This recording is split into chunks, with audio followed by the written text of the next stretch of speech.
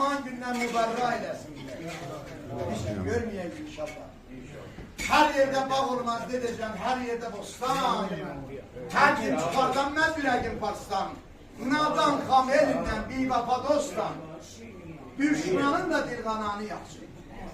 Gören dost var, koyuyorlar gelmez. Bana Irak uzaklardan, Irak bıçaktan yasıyorlar da gelmez. Bəs orada deyir, her yerde bağ olmaz, her yerde bostan. Her gün çıkardanmaz yüreğim parstan. Aynadan kamerinden bir vafa dostan. Düşmanın da dilgananı yapsın. Dilde dostlarının güllü bağından. Dilde dostlarının güllü bağından.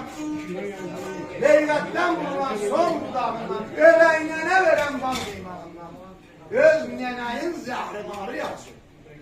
Göre gayret nene bal kere versin. Nene olmaz ki nenelere, ölenlere rahmet, kalanlara can sağlığı. Allah görsetmesin bəxtin yatanın. Görevini falan Allah eləməsin. Bəxti yatan burnunun suyu gözə dolar. İster yaxşı eləyə, pis olar. İster düzəldə yıxar.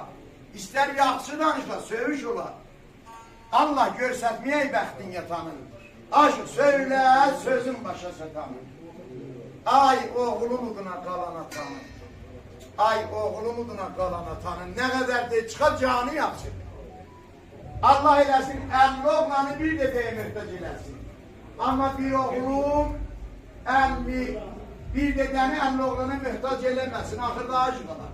Bəs oğlumuduna qalan atanı nə qədər de çıxar canı yapsın. Hamizin sağlıq izah. Bəli, qəbrini mindirib Sənə səmətlərin başı, göylan elə dağı daşı, ağı Seydin əziz qardaşı, ədəb ol, səmən də ədəb ol. Bax diyorum bunu qardaş xətab elədi, iş olmaz. Mindi səmən qadına gəlirdi, Fərif hanım baxırdı, gördü bir dənə gəlin mindirib adın dərkinə gətirir. Amma ümmül fəsad özü 60 qazan sütün damazlıdır. Geçti Ayşe'de yorulmaya gitti. Seyircan bu kimdi? Gidip alı İmam Rıza'nın zevvalıydı. Bu tür yolda kalmıştı. Getirmişem.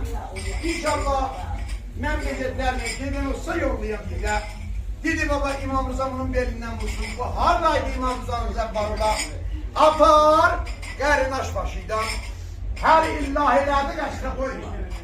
Seyirci